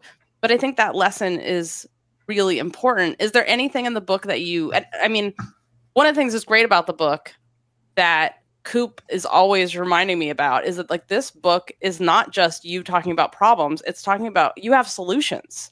Can you talk about what's at the end of the book? So the end of the book has a section for athletes, a section for coaches, and a section for parents, kind of about like when the main problems that poke out in our little incestuous gymnastics society, those main problems and how each party can address them to make them better, and to not live with regret and to not feel like you've lost something along the way. Like my dream would be that when somebody stops doing gymnastics, it's because they want to, and they only feel that they've gained from being in gymnastics. It doesn't mean that it's going to be great every day. It's not sunshine and rainbows all the time, but these little pointers in there. And, I'm not a psychologist. I'm not a sociologist. I'm a person who has lived in this sport for, 46 years. I've been involved in gymnastics. I started coaching when I was 13. I have seen it all, and I have gone to the pinnacle. And I feel like I'm a pretty good authority of what the big picture is, which is why these things at the end of the book, they're just my opinion, but I think that they're pretty solid. The end of the book isn't just for gymnastics fans, parents, coaches. It's for anybody that deals with kids at all, I would say. So even outside of youth sports, I think it's applicable. The other thing is, I think you're kind of selling yourself short a little bit, Aimee, about you're not a sociologist or psychologist or whatever. You are a student, like you study your ass off in like all realms of your job and your career and everything that goes into it. And you are thoughtful about what you experience. Cause I think a lot of people can just kind of go through life, go through coaching experiences and just keep moving forward and have no reflection on any of it. And you reflect on all of it and you take it all into consideration and you go to every class. I mean, part of the book talks about you getting every coaching certificate there is on the planet. And then when you couldn't get any more coaching certificates, you went into judging. And then when and now you are at the top level of judging in the sport and you are a constant student of the sport, of interactions with kids and young adults. And I think, yes, you are not by trade a sociologist, but I think with 40 plus years of experience and the way that I know that you internalize things and reflect on them and consider them, I mean, I think the advice is sound. Thanks, Coop. One thing that I've learned in this process is, first of all, writing a book is scary. Like putting your life out there is scary. And even if you're not writing a memoir, if you're writing fiction, you're putting your mind down on paper for other people to judge. So this whole process has been very scary for me. And one of the most scary things for me was that when I was a child, I hated reading out loud. Like they used to go down and, one person would read one paragraph and the next person would read and so on and so forth. And I would count how many people were in front of me. And I would find that paragraph and I would memorize it before it got to me. And inevitably, every single time the person in front of me read too far. So then I had no idea what I was reading and I would panic and like the anxiety would set in. And so again, I know how to read, but I'm not a reader. And I hate public speaking. And so when they asked me to read for the audiobook, I was terrified, but also excited. And so here is where I drew on all of my audiobooks I've listened to and tried to make it as entertaining as possible. And even in that process, I found myself being like, oh, well, what if people hate my voice? I don't even like my voice. What if people think I'm stupid? And I go through all these things in my head. And then I just had to tell myself, well, how many of these people who are judging me have narrated an audiobook before? And it really puts things into perspective. It goes into that whole let them theory. Fine, let them talk about me. I being vulnerable enough to put your life down in a book and have other people read it, I think is such a huge step in general for anybody. I mean, like, I'm even anxious just talking about it, but I feel like the book is really good. And I feel like there's a lot of people who are going to read it and are just going to be like, wow, like you said at the beginning, there's validation in there for other people. And then there's lessons, and there's hopefully things that everybody, not just in the gymnastics community, but everybody can find some lesson in to help them in life. You know, learn from other people's mistakes as well as your own. That's how I like to live my life. Let everyone else make those mistakes first. I want to go back for a second to what you're saying about having to wear makeup every day and be presentable, because I've always wondered, based on the schlubby nonsense that the male coaches wear, where their t-shirts are, I mean, these are like Olympic champions, and they were giving them t-shirts that come down to their freaking ankles. Were the men also told, hey, you need to look presentable and tuck your freaking shirt in? And like, did you ever hear that? I never heard it, but if you look at the men who were national team coaches during my tenure, they were all clean cut. They never had bedhead. They always smelled good. Not that you could smell them on TV, but like it was just a standard. Yes, we all showed up ready and presentable. And so basically that we had to be camera ready all the time, which the cameras were always on us. So it made sense. But, you know, it was also, Marta had literally told us that it was so that we were setting a good example for the gymnasts and how to look and act when we were under the scrutiny of the public eye. Well, that's good to know that it was gender equal. I think it was. Now, they didn't have to do their makeup, which... Rude. You know, and when I say twice a day, and people are like, why did you do your makeup twice a day? Well, we have a morning workout, you know, at 8 in the morning, and then we had like a 3 o'clock workout. Well, the makeup wears off, you're sweaty, you're in the gym, you got to go do it all over again. And then if we were in competition, that was just for training. And then if we were in competition and in a training hall there where the world's eyes are on us, yeah, you had to be even more. I mean, did you ever see a workout that the girls didn't have ribbons in their hair? They were the same way at training camp. Oh, I mean, yeah. I'll add that you and Simone were also in like every single final of like every single competition you were ever in, which meant that you had to do it more than everybody actually. Yeah, it was exhausting because that's just one of those things that doesn't fall into my daily routine, putting on a lot of makeup and making sure my hair is done. I mean, and I had the little short bob. So it was funny when I stopped coaching full time. Well, actually, I'm sorry. When I stopped coaching elite and I moved to Florida, I decided to grow my hair out long because I was like, I just want something I can sling up in a ponytail or a bun. So pretty much ever since I moved to Florida, I've grown my hair out, which is funny because most people don't recognize me now when they see me out because they're expecting the haircut that's on the book cover. I mean, your hair is very legendary. Yeah, it does have its own Twitter account. So. It does, yeah. Coop, I want you to ask the question about the coaching baggage. All right, let's go. Let's do this. All right. You know, one of the things that I thought was insightful from you going through this process was you talked about how you never went through the elite system as a gymnast, and therefore you were never coached by Marta or Bella Karolyi, and that you didn't take any of that baggage as an athlete into your coaching career when you got to that level. And again, trying to be very sensitive to all the other coaches out there and not to be disparaging towards them, but in recognition that you didn't have any of that baggage. You didn't feel any particular way towards Marta or Bella. And therefore, like, you came into that experience with like a very fresh perspective. And so when they would say things to you, you were processing it as a full grown adult who already had like your full agency and faculties about you and your wits. And so then you could then either agree or disagree, but you weren't reflective through this like childhood emotion of the process.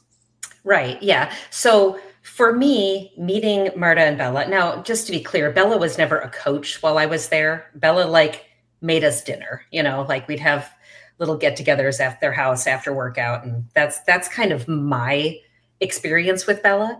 I have childhood, I can't even say that they're memories of Bella because he wasn't my coach, but I guess fantasies would be the right word, but not in a weird way. Bella, just to be clear. Anyway, like, so I was able to walk into that with the true feeling of You know, I'm going to take what works for me and for my athlete, and I'm just going to throw the rest away. Like, they're going to say things I don't like. They're going to want me to do things I don't agree with. But if I truly in my soul don't agree with them, I'm not going to do them. I'm just going to throw it away. And whatever repercussions there are with that, I'll live with. You know, and there were times that Simone would say, oh, Marta's going to be so mad. And I said, you just let me deal with that. It's not your problem. We're going to stick with what our program is. And if she's mad, she's mad. What's she going to do? Kick you off the team? You know, like, and I did have, we had been around long enough that I could say that with confidence that, you know, worst case, we were going to get yelled at and whatever, you know, fine. I'll go in my room and cry and I'll get over it.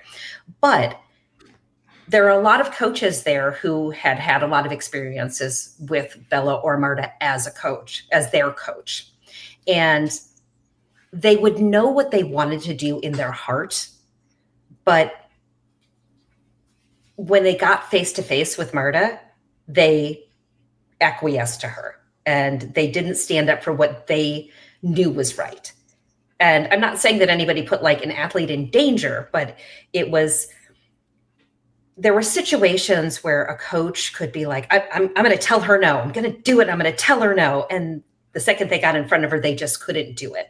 And I had to put myself in their shoes. Like, I have a lot of empathy for them because the coaches that didn't treat me well, if I was standing in front of them, you know, my little girl self in front of them, I don't know if I could have had that confrontation with my coaches.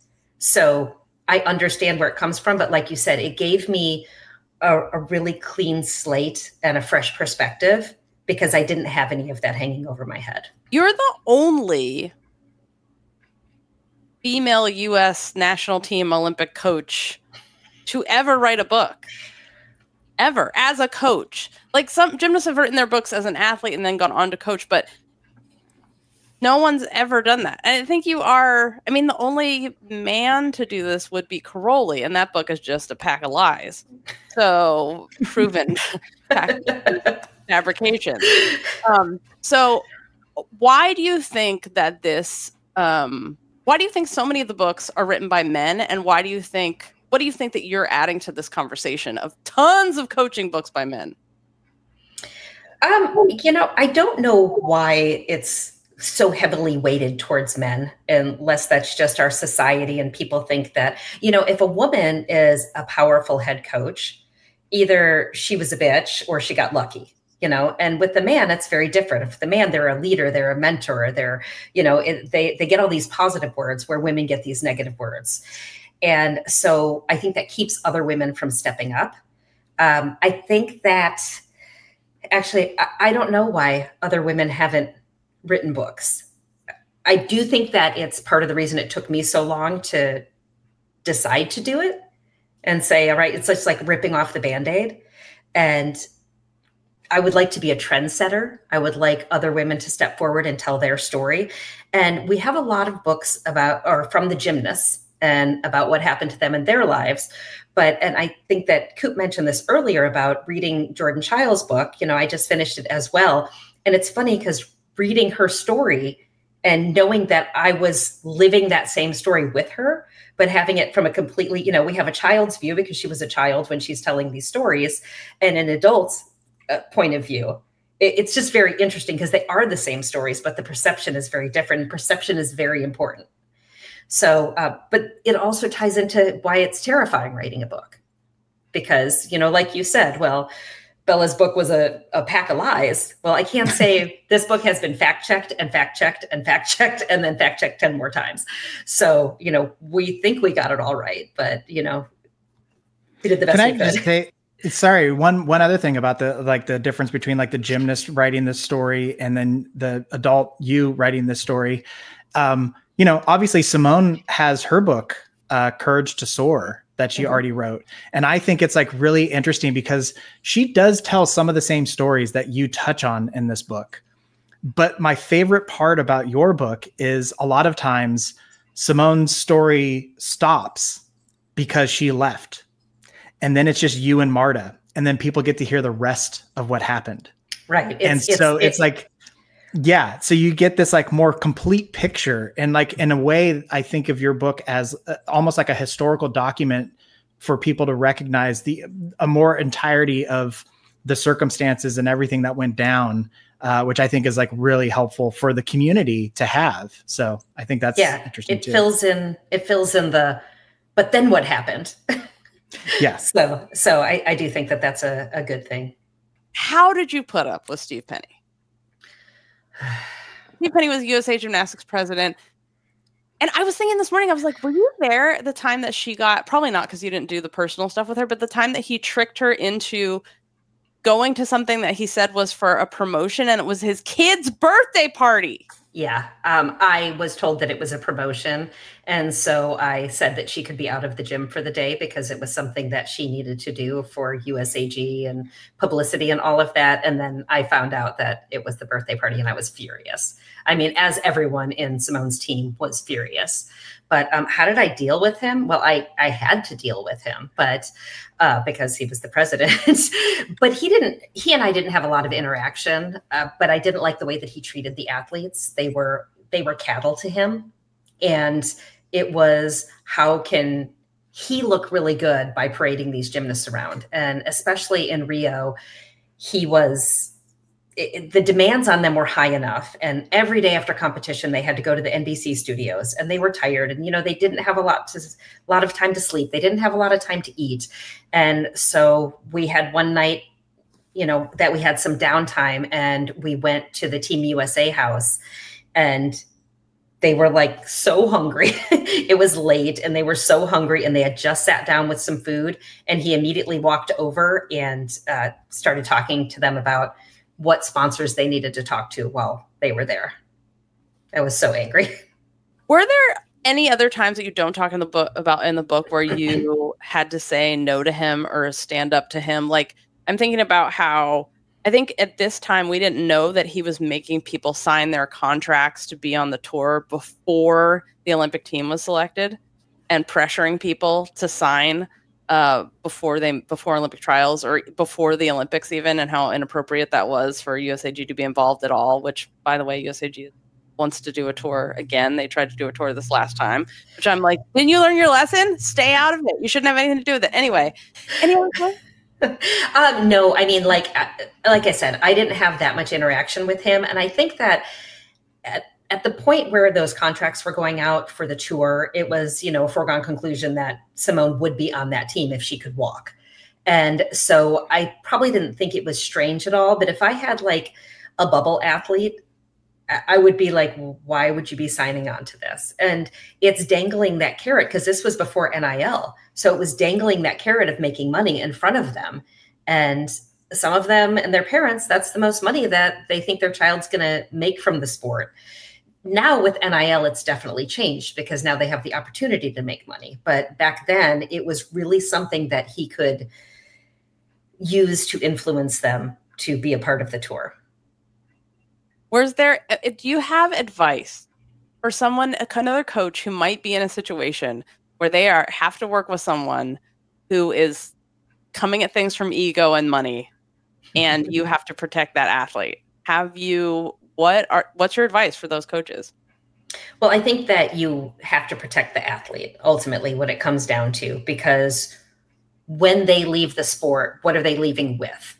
That's the biggest thing. They have to be good humans and, function in society when they're done with this. And to me, any coach who's coaching from a standpoint of ego it's like a waste to me. Like, there's so much. Most people start coaching because they love the sport and they want others to achieve in the sport and hopefully gain what they gain from the sport.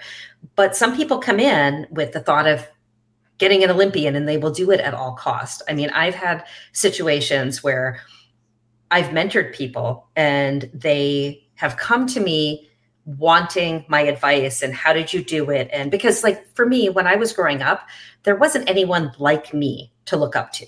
There wasn't anybody who was kind and gentle and positive. And, yes, there were female coaches, but they were so overshadowed by the male coaches and the male coaches' egos that I feel like I had to kind of pave my own way, create my path forward. So when young coaches come to me and say, I want to know how you did it because you proved that it can be done, And then at some point, every once in a while, one of them takes that ego turn, and it comes that I want to have an Olympian, I want to have an Olympian, I want to have an Olympian. And to me, it's like they've lost sight of the big picture. And so like you have to stay true to who you are. And maybe those coaches were always leading from their ego. Maybe they are just being true to themselves now, but then also I feel like if you're leading from your ego, then no matter what, you will never be successful enough to feed your ego. I want to ask you a question, Coop. Since this is the second book you've worked on with a woman who coaches, and you did not have any female coaches, and you came from a very different coaching upbringing, being a collegiate athlete. What have you learned? I'm just going to start off by just saying I'm grateful for the opportunities that I've had. But as you said, I was the good little soldier. I think every coach would say that I was a dream to have on the team because I fell in line. I was the captain of basically every single team I've ever been on in my entire life. I got the people around me to do what needed to be done, and I definitely did whatever was asked of me. And so I've had this conversation with you, Jess, many times about how when everything went down with Nassar in the sport of gymnastics, I was like, that would have been me. I totally would have been one of his victims, survivors, because I would have just gone along with whatever was told to me. And I say that because so many times throughout my life, I had thoughts, I had ideas of like what was right, what was wrong, but it was suppressed. It was beaten out of me. Like, you don't get to ask questions. I'm telling you to do something, so you do it.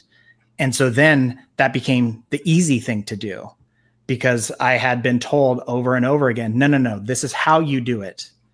And having conversations with you, having conversations with Miss Val, going through these two books, you realize that like there's a different way to do all of this. And you can have a conversation with a coach. You can express yourself and not be beaten down by it. And I just think like what things might have been for me. I don't regret anything, obviously. Like I wound up at the college, I wound up competing at, in the sport that I competed in because I did other sports too. And this is how Jess and I found each other. So like, I would never take any of it back. But I do know that I just recognize a lot of when I go through all these stories, I recognize a lot of it because I was that person. And I also, I wrestled, as many people who listen to the podcast know, I wrestled in college. And so a lot of the body image stuff, the weight stuff, like that was me. I had to maintain a weight. I had to cut weight. I had what I would say disordered eating by the time my career was over.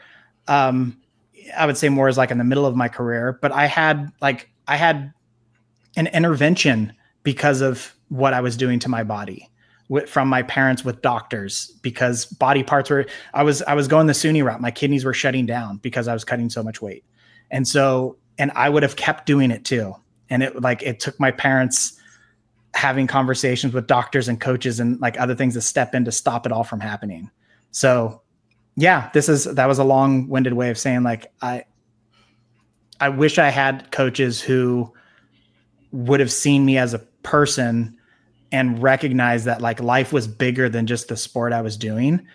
And I know for me, my performance, I was always at my best when I was just having fun.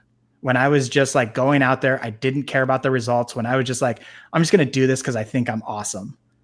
When I did that, like that's when I had my best performances. But so much of my career was based on like fear of pleasing people and like being told I need to do it exactly right. And it's taken a long time to like break through all that. But like working on these books has been really eye-opening and also like therapeutic in a weird way for me. So yeah, it's been amazing. And Aimee, has it been, you do talk about Nassar in the book and you talk about just how hard all of that was. And like, have you found Because I know there's so many, especially the parents, who are still really, really struggling with everything that happened in their role. And even if it's not anyone's direct fault, there is so much guilt. And how have you been able to, or have you been able to make peace with that? And was writing this book, did it help at all? I don't know if I can say I've made peace with it. You know, like I don't know if forgiven myself is the right term, because I know that I didn't do anything wrong, but having someone in my care that happened to is, I do feel like I somehow bear responsibility for that, even though so many parents, you know, like have these same stories and they were in the room when it was happening and they had no idea. And so I guess hearing those stories made it, I think, helped me accept it more and it be, I mean, there's nothing you can say about it. It's not okay. What happened will never be okay. And we just have to figure out how to go day to day and how to improve so that this doesn't happen to another generation of, you know, athletes, of women, of children, of whatever. So it will never not be a part of me. So no, I don't think I will ever forgive myself, if that makes sense. So there's not anything that I could have done for it to have happened differently or to not have happened at all, because we didn't know it was happening. And it's something that I'll always carry with me, but it definitely makes me much more keen on watching people. I mean, it took me a really long time to start trusting people again, because where Nassar and I were not friends, we were friendly enough that, you know, it is a betrayal. And I don't think that the public, maybe people who weren't involved in it, I don't think that they understand the repercussions of what happened to the people who weren't necessarily assaulted by him, and, you know, how the impact that it's had on us. And I'm sure that everyone in my situation will carry it with them forever. And to that end, one of the things you talked about making you keen to do is to change this culture. And part of that is telling the story and having the part at the end of the book that's like, okay, where do we go now? Like, I mean, you were part of changing the culture. Both of you you and Simone have made such a big impact. And so you've now worked in several other countries, in several programs that are very different, run in very, very different ways, in the extremes. Like you talk about working in the Netherlands, which is the polar opposite of how the US program is still run. And now you're working with the German team. Have you seen, traveling to other countries, have you generally seen a difference in the way that coaching is from when you started in Elite with Simone? Yeah, I think, you know, especially those European countries, I think they generally have a different philosophy, but they have their own problems as well. And I will say something that, okay, so I just recently started working in Germany, and, you know, the gymnasts know me as Simone Biles' coach. Like, she's famous. And so they were like really shy and intimidated at first. And that took about 48 hours. And then they realized that I'm just a weirdo and I crack mom jokes all the time.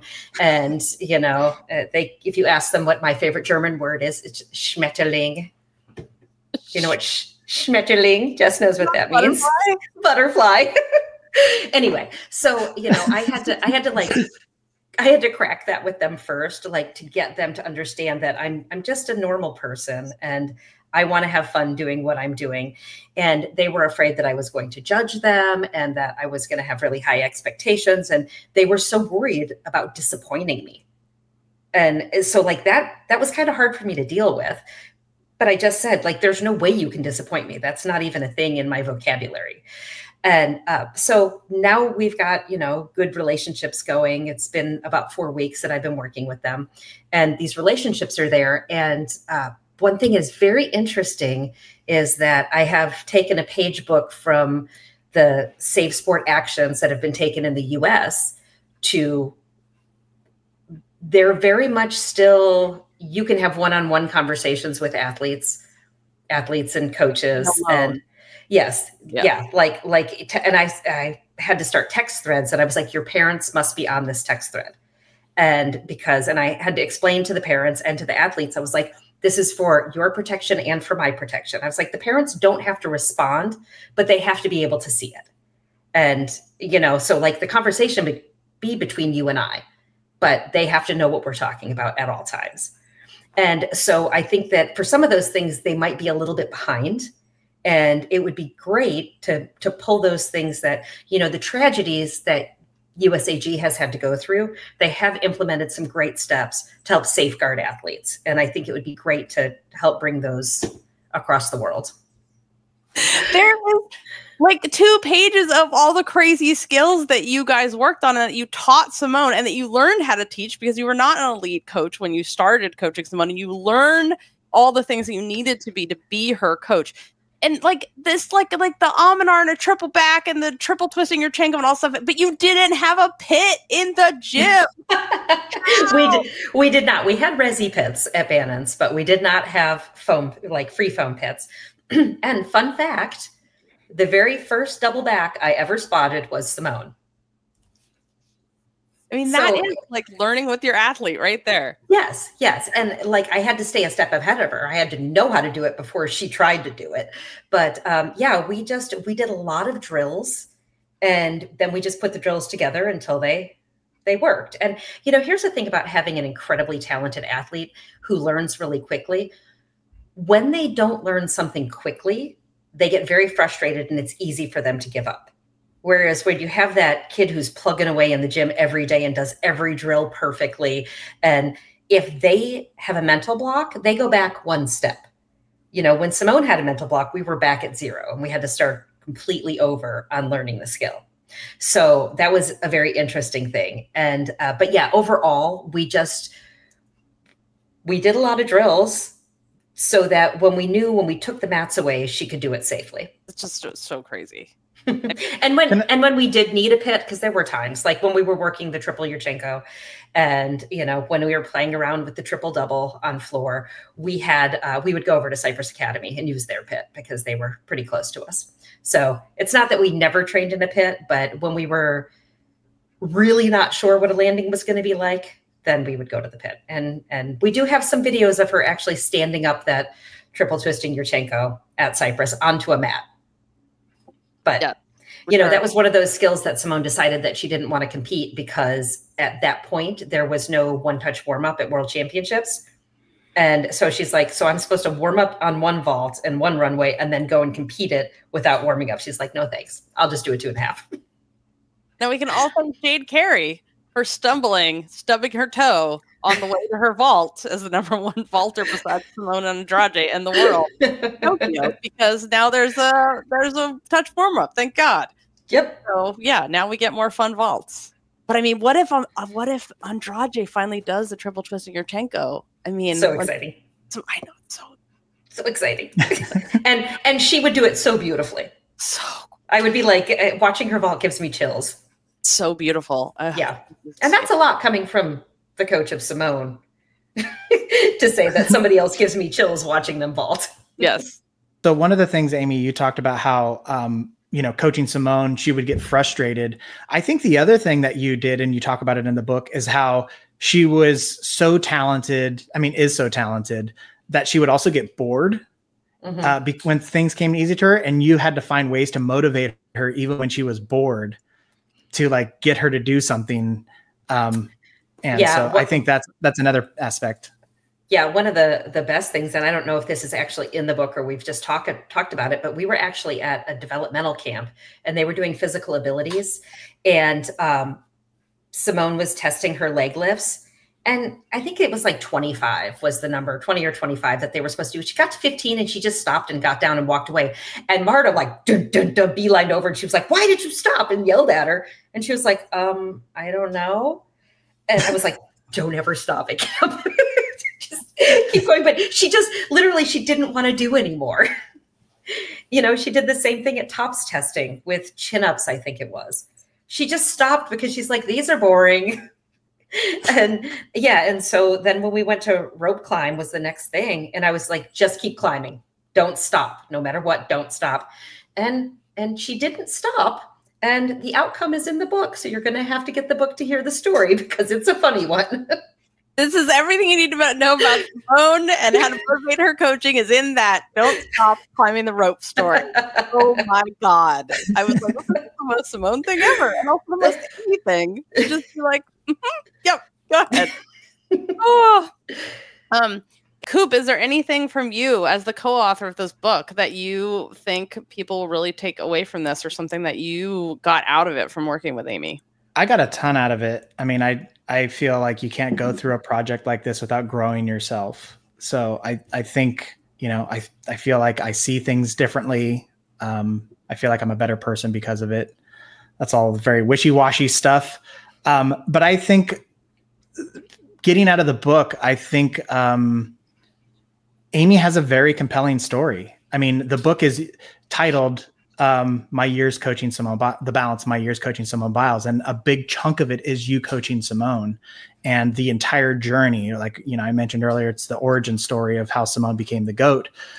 But really it's your story, and you understand why you coach Simone the way that you coach Simone, starting from your like you coming into this world. I mean, that's how far back we go and we start. But I think everybody who has read it says like it moves at a very good pace. And I think that's important too.